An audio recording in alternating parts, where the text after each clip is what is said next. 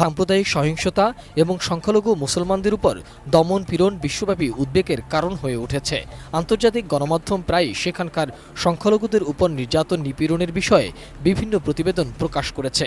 বিশেষ করে ঐতিহাসিক মসজিদ ভাঙার ঘটনাগুলোকে হিন্দুত্ববাদী এজেন্ডার অংশ হিসাবে চিহ্নিত করে আসছে গণমাধ্যম।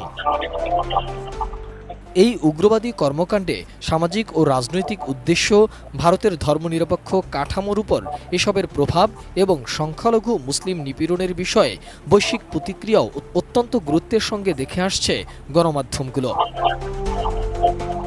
ঐতিহাসিক মুসলিম স্থাপনায় হিন্দুত্ববাদীদের চোখ রাঙানির সর্বশেষ নজির দেখা গেছে আজমির শরীফে।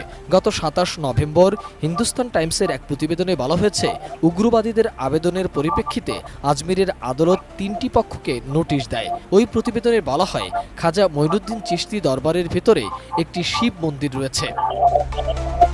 প্রতিবেদনে বলা হয়েছে, এ ধরনের সাম্প্রদায়িকতার বড় উদাহরণ ১৯৯২ সালে অযোধ্যার বাবরি মসজিদ ভাঙার ঘটনাটি। দাঙ্গা বাঁধিয়ে ওই মসজিদ ভেঙে ফেলা হয়েছিল। রাষ্ট্রীয় স্বয়ংসেবক সংঘ এবং ভারতীয় জনতা পার্টির মতো গোষ্ঠীগুলো দাবি করে মসজিদটি ভগবান রাম এর জন্মস্থানের উপর নির্মিত। ১৯১৯ সালে ভারতের সুপ্রিম কোর্টের রায়ে রাম মন্দির নির্মাণের অনুমতি দেয়া হলেও সমালোচকরা বলছেন, এ ধরনের পদক্ষেপ ইতিহাস পুনর্লিখনের বৈধতা দিচ্ছে এবং সাম্প্রদায়িক সহিংসতাকে উস্কে দিচ্ছে। আন্তর্জাতিক গণমাধ্যম দ্য গার্ডিয়ান এবং আল জাজিরার প্রতিবেদন অনুযায়ী বিজেপি সরকার মুসলিম ঐতিহ্য মুছে দিতে শহরের নাম পরিবর্তন, শিক্ষাক্ষেত্রে মুসলিম প্রতিনিধিত্ব কায়েম এবং প্রশাসনে প্রান্তিকীকরণের কাজ করছে।